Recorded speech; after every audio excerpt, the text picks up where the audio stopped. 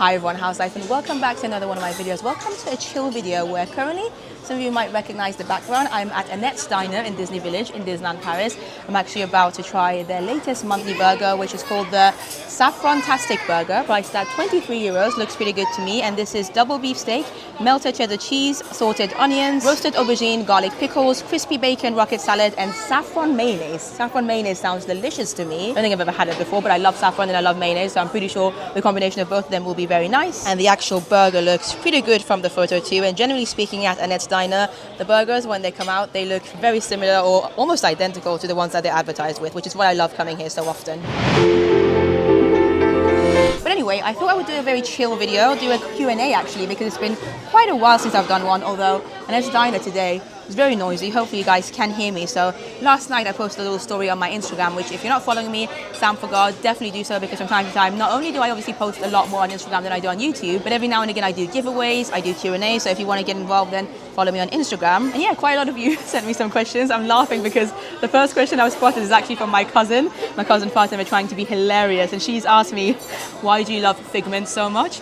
And hilariously enough, I am actually wearing an Epcot Spirit jersey today, because over the past few years I have become more and more of a fan of Epcot in Walt Disney World. However, Figment as a character, and especially as a ride, still not a fan, unfortunately. And this is just like an in-joke between me and my cousin. When we went to Walt Disney World together back in February of 2020, we went on the Figment ride a couple of times, and we were both just laughing so much about how ridiculous that attraction is. And I understand that Figment holds a lot of, history for people that went to Epcot back in their childhood, but I never did. My first Epcot visit and Disney World visit was in 2015, so I don't love Figment, but thanks for that, Fatima. We have a question from banda.aj, and they've asked, best Disney's live action film? That's a good question, and some of you might find my answer shocking, perhaps, because I know it's not a very popular one, but I personally really love the Beauty and the Beast live action with Emma Watson. I think it came out back in 2017, so wow, almost 8 years ago at this point. But yeah, I remember enjoying it so much that I went to the cinema to watch it 3 times, and I don't often do that. But yeah, the Beauty and the Beast live action film I thought was beautiful. I loved the set design, I thought the cast was very good. I love the extra layers that they brought to the story as well, like kind of more of a background between Belle and her dad and things like that. And I thought Emma Watson did a pretty good job too, to be fair. She's not the best singer, but she acted it well, and she made me enjoy Belle and her story more than I had done previously. So yeah, that's my answer, and I know it's probably not the most popular one, so leave comments down below and let me know what your favorite Disney live action is. Next question, by the way, I'm just going to continue answering questions until my food arrives. So this next one is from Fruit and Nut 101, and they've asked, what part of Adventure World are you most excited about? And this is very exciting because actually at the time of filming this, I'm filming this on the 13th of April 2025, and yesterday I was very, very lucky to be able to go on an exclusive backstage tour of the construction site of both World Premiere, which should be opening very soon, but also Adventure Way. So I got to see basically everything that's happening behind the scenes, which was so cool. And I think now that I've seen it, the thing that I'm looking forward to the most is just how big it's going to make the park and how much space there's going to be for us to walk around and enjoy the scenery. I mean, all the different gardens that they're building. I know it might not sound that exciting because obviously they're not necessarily rides, but I think they're going to add so much to the park. I mean, don't get me wrong, World of Frozen itself is going to be incredible. The Lion King, when that comes in a few years' time, hopefully, really looking forward to that. But more than anything, I think just Adventure Way, which is going to be the pathway, the promenade from the other side of World Premiere all the way towards the lake. I think that area is going to become a very popular and lovely place to chill, enjoy, get food, and just have a lovely time in Disney Adventure World. So I think that's the part that I'm looking forward to the most. I had quite a few similar questions actually, so shout out to Sammy Baker as well. She asked, what are you most looking forward to in the studio's revamp? So yeah, similar to what I said earlier, I think just Adventure Way and the amount of space that we're going to have, like for the vibes really, I think it's going to be very cool. And obviously the nighttime show as well, I think that's going to be amazing. This is an interesting question. So George Armitage Saunders has asked, do you ever go to the parks and just have a day but not film? Not really, especially not at Disneyland Paris, because obviously when it comes to theme parks, I feel like Disneyland Paris is my main thing. It's my home park, it's the one that I love the most, it's the one that I visit the most, and so whenever I do come to Disneyland Paris, I come here with a purpose. I literally have a list every time I visit with all the things that I'm going to be filming, and that's the key point. I have a list of things that I'm going to be filming, not things that I'm going to be experiencing or enjoying, if that makes sense. But at the same time, obviously I have a great time because it's Disneyland Paris. How can you not have a great time? So I'm very, very lucky with what I do because I get to enjoy my work, which means a lot to me. But no, to answer your question, then I don't remember the last time I came to Disneyland Paris specifically and didn't film and just came for fun, you know? Maybe I should do that in the future. But for now, I'm gonna eat because my burger has arrived and it looks beautiful. It also smells really good, and you can see the photo here in the background. I don't know about you, but to me, this burger in front of me looks very similar to what they're advertising in the photo up there. So you've got the red bun, you've got 2 beef patties in there, really hefty. You've got the onions, you've got the lettuce, you've got the cheese, the aubergine I'm spotting in the bottom as well, and then quite a lot of fries with some cheese sauce. Wow, this smells absolutely gorgeous. I cannot wait to dig into it. Also, look at the size of this. These Annette Diner specialty burgers are often very big, very hefty, a really good portion, and for 23 euros, when it comes to portion size, I feel like it's very reasonable. I really want to pick it up, but I feel like it's going to be, oh my god, the juice is floating down. Oh, I think because of the cooked aubergine here and all the ingredients that they have there, including the saffron mayonnaise, which I'm really curious to try. It's going to be a very messy burger, but I want to give it a go, taking a bite anyway. Lord have legit mercy, let's go. Oh my god, that is amazing.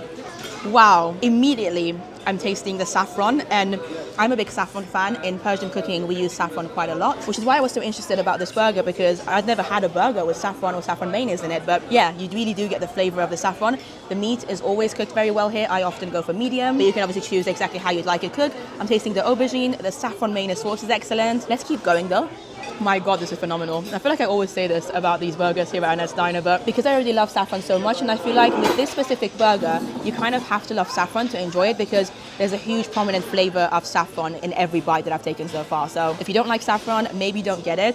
But for me, this is beautiful. The balance of everything, like the meat flavor, the aubergine, the cheese, and mainly the saffron. And the bread is so nice and soft. The only thing I will say is that it is a little bit greasy. So hopefully you can see from the back, yeah. It's quite greasy, and it's probably because of, like I said, all the ingredients that they've combined in there. Like you can see the cheese is oozing out of it, but yeah, I think this is a really good burger. I wouldn't say it's my favorite that I've had here, because I've tried so many of their monthly burgers over the past few years that it's really hard to decide, but this is up there. I'd say it's in my top 5 for sure. Anyway, that burger at Annette's was absolutely delicious, and it's on here at Annette Diner until the 6th of May 2025, so you've got a couple of weeks to come and try it. And I would say only try it if you know that you love saffron already, because honestly, the majority of the flavor was coming from the saffron. From time to time, I would get a bite of the bacon, which was nice, and then obviously the meat, everything is still there and you do taste it, but the prominent flavor, like 80% of the flavor, comes from the saffron mayonnaise sauce, which I want to buy. I want to have that sauce in my house. But I'm in a bit of a rush now to go and get my train to Lille. It's funny, I said I was going to have a chill video, and already I'm rushing a little bit. It should be fine though. We've still got about 10 minutes, so yeah. Fingers crossed, it should be okay. And if you are taking the train to Lille, generally this is where you need to catch them from. And that was nice and easy. The train's not even on the platform yet, so maybe I'll have time to answer a couple of more questions whilst we wait for it. The next question is from Yvonne Harris, I want to say. Sorry if I've mispronounced her surname. But they've asked, what is your 3 favorite Pixar movies and 3 favorite Disney movies? Very good question. But also quite a hard one. I mean, my number 1 favorite Pixar movie is Toy Story, the original Toy Story that came out back in the 90s. Even though obviously the latest Toy Stories are better produced, you know, technology was better, they've done better animation at them. For me, that original Toy Story just holds a special place in my heart, because I used to watch it all the time as a child. So that's my number 1. And then my number 2 and 3 would probably be Coco, I really love, and then Inside Out 1. Yeah, I'm gonna go for those 3. Disney-wise, it's even harder. The Hunchback of Notre Dame is probably my number 1. Then Pocahontas, and then third would be maybe Tarzan. But then when it comes to more recent films, I adore Encanto. Encanto, I think, is such an incredible film. So yeah, I gave you 4, kind of cheated, but there you go. Oh yeah, I really like Snow White too, the original Disney animated movie Snow White. I do watch it from time to time just to feel good. I think it's such a classic movie. And speaking of Snow White, the next question is from Milo.Cole, and they've asked favorite song from the new Snow White live action movie. I actually went and saw that, I want to say about 2 weeks ago now, in the cinema, and it had gotten so much hate that I was really curious to see what it's all about, and I actually enjoyed it. So yeah, I know it's controversial, I know people just love to hate on it, but it's really not a bad movie. Is it my favorite live action? No. Did Disney need to make it? No. However, as a movie, I thought it was pretty good. I thought Rachel Zegler did a great job. I thought the whole cast was great. I liked the scenery, I liked the sets, the costumes, and my favorite song would have to be Waiting on a Wish, obviously.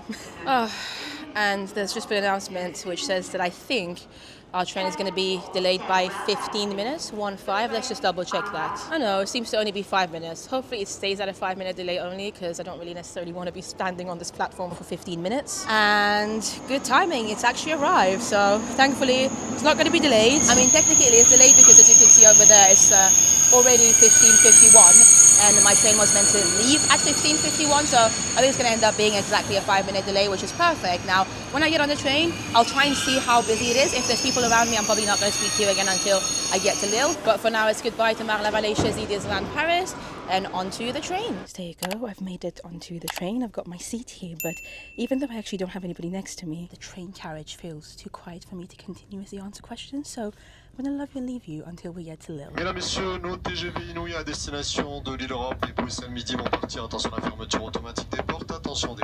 And just like that, I have made it to Lille. The journey from Marne-la-Vallée-Chassis to Lille normally takes just over an hour. And funnily enough, now I have just over an hour until my Eurostar to London. It's about 20 minutes past 5 and my Eurostar to London is at around 18:30. So yeah, I thought I would answer a couple of more questions whilst we're here. Jade Grant _X has asked, is there any Disney films you don't really like?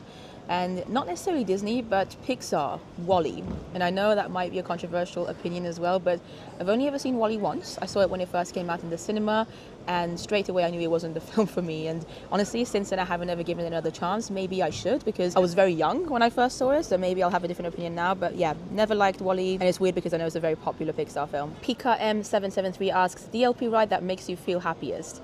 The answer to that is really easy for me, and that would be It's a Small World. It reminds me of my childhood. I remember going on it with my mom. She used to love it back in the days. I've recently been able to go on it to Florida with her. She still loves that version there. I can't wait to bring her to Paris again soon, hopefully, so she can experience that one, because I think the Paris version is definitely better than Florida. And I just feel like, how can you not enjoy It's a Small World? And I know there are some people who certainly hate it. The song can be a little bit annoying. However, for me, it's just fun. I feel like the message is lovely, you know, about feeling connected no matter where you're from, no matter what culture you're from. We can all be friends. Oh, this is such a lovely one. So this is from Rebecca Chadwick 86.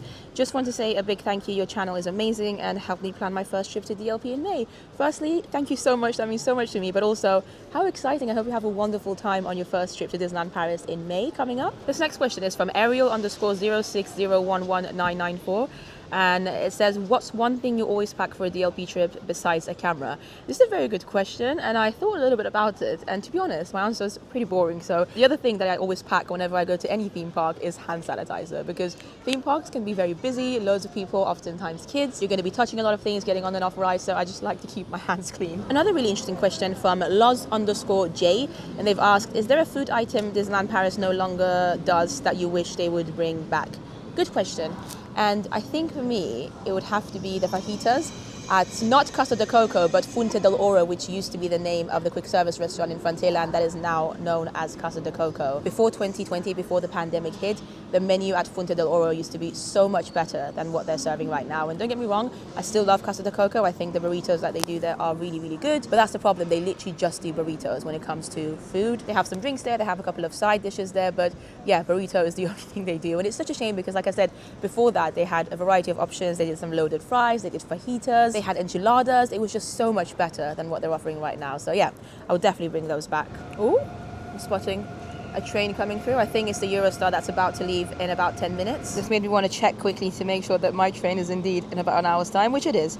It's at 18:36. So that Eurostar down there must be the 5:31, which I probably could have taken as well, but it would have meant that I would have only had maybe like 25 minutes here at the station, which sometimes works, but sometimes it can be quite a stressful of a change. And having a longer layover means I get to spend more time with you. So let's get to the next question. Snooty Fox XO asks, how do you think DLP will adapt to compete with Universal? And I'm assuming they mean Universal UK. I had another question about the same thing, I think. Yeah, the other one is from Jeroen Nijan Huey. I'm so sorry if I completely mispronounced your name, but they said, do you think DLP will have lots of competition from Universal UK? They are building a whole theme park in 5 years. No, I truly don't think that. And I almost wish that they would, because it would be good to get some competition. It would mean that Disneyland Paris can maybe up the game even more than they have. But there's a couple of reasons why I don't think there'll be any direct competition between Disneyland Paris and Universal Studios UK. Number one is that the new Universal Studios coming to the UK, whilst I'm very excited about it, it doesn't look like it's going to have Harry Potter, because there's already the Warner Brothers Studios tour not far from where this new Universal Studios park is going to be built. So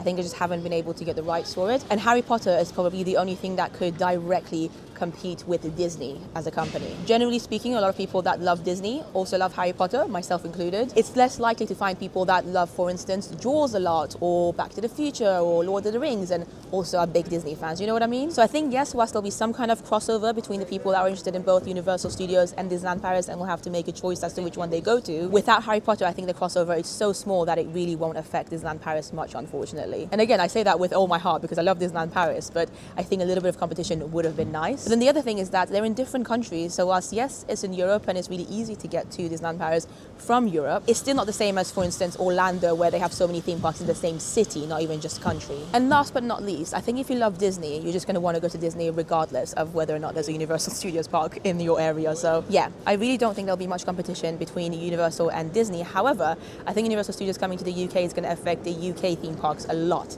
particularly Alton Towers, because I think that's the one that's closest to Universal Studios in terms of, you know, what you get as an experience. I'm suddenly seeing loads of people walking towards the Eurostar, so probably going to only do maybe 3 more questions, and then I'm going to start queuing as well. Silkler has asked, when will you return to Europa Park?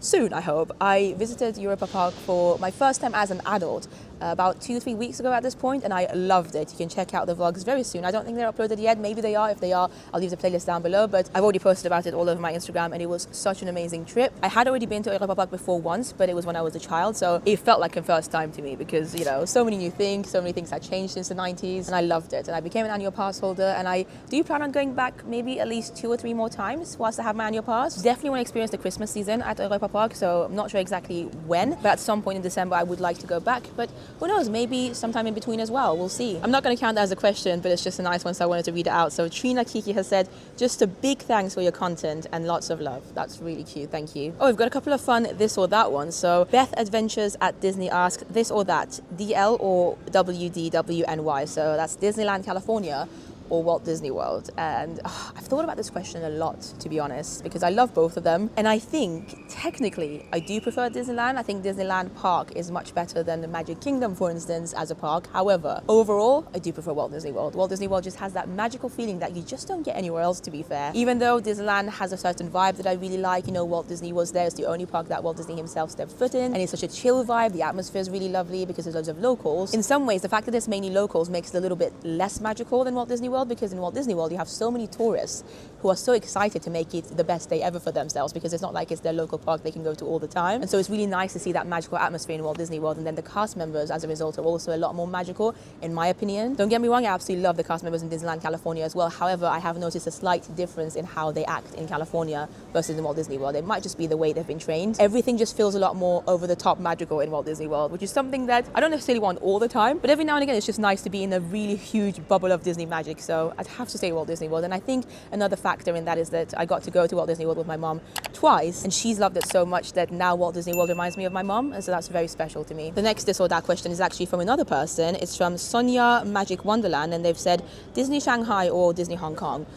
I've been asked this question quite a lot as well since I visited both of them, and it's a tough one. I think with this one, Shanghai Disneyland is definitely the superior park. There's a lot more to do there. The castle's better, the rides are better, it's more technologically advanced. However, there's something about Hong Kong Disneyland that is just so nice. It's a very charming park, it's chill. Everyone speaks English in Hong Kong, which makes it easier, whereas in Shanghai Disneyland you have that added barrier between cast members and yourself if you don't speak Chinese Mandarin. So yeah, I think Shanghai Disneyland is the better park.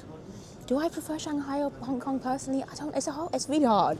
It's so hard because it's so different. If somebody could told me you can spend a day in one of these parks, I would probably choose Shanghai Disneyland because it's so much bigger and there's more to see, and so I would want to spend my day there because I enjoy the park more. However, if I just wanted a chill day in one of these parks, I would obviously choose Hong Kong Disneyland because I feel more relaxed in Hong Kong Disneyland. So yeah, but Shanghai Disneyland is the better park for sure. Oh, I've got a personal one here from Carla's Travels, and they've asked, what are your thoughts on having kids sometime in the future? I'm open to it. Hilariously enough, right next to it, we've got a question from LSVlogs_, and they've asked, do Mickey and Minnie have children? Honestly, let me just show it to you. It just makes me laugh how they're both right next to each other. And do Mickey and Minnie have children? I don't know. I don't think so. Have I missed it? Okay, last two questions because I really need to start getting a move on. Karen Jean Logan asks, hi, are you going to Epic Universe soon? Love your videos. Thank you so much, Karen.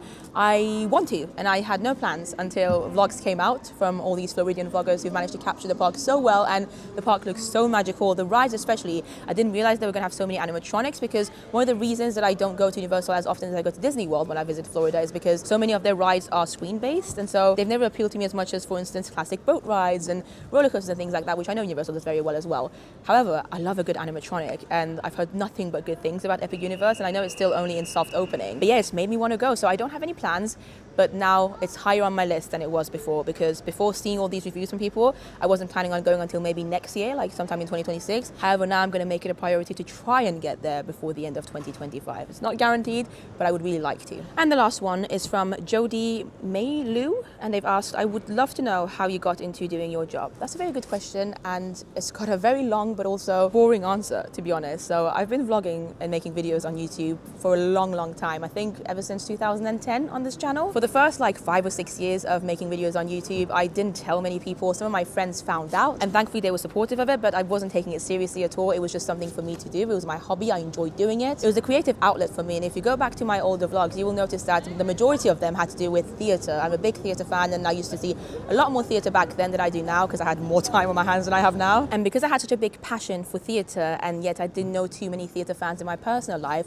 it was a good outlet for me to talk about the shows that I was seeing. So that's kind of how I started on YouTube, and I genuinely love the process of filming and editing, and I've been consistent at it since 2010, believe it or not. So even though back then I wasn't taking it seriously, I wasn't posting quite as often as I do now. If you go back, you will see that I was still posting at least once every 2 weeks, so it wasn't that I wasn't posting at all for months and months on end. There were times when I was working at an actual job 6 days a week and still also posting videos like 3 or 4 times a week. I remember some of my friends telling me that I was crazy. Like, I would go to work, take my laptop with me, and use my breaks at work to edit my videos. This is how passionate I've been about making videos on YouTube. And then I think what really changed it for me was 2021, when Disneyland Paris first reopened after the pandemic. I made a couple of vlogs from it, was very excited to be back, and then gradually I started to notice a massive increase in my income from YouTube. And I remember being so surprised, like I couldn't believe what was happening, because I never expected to become my job, you know? I never planned for it either, like I really didn't. You can ask any of my friends. It was just something that happened, and I'm just riding the wave whilst I can, if that makes sense, because I know that it's not going to last probably. I don't necessarily want it to last, because it's a lot of effort. It's a lot of traveling, as you can see, so a lot of late nights, a lot of like back and forth. So I don't necessarily see myself doing it forever. However, anybody not taking advantage of the opportunity that I saw in 2021 would be stupid. So I'm so glad that I did, because I really enjoy doing it. It's like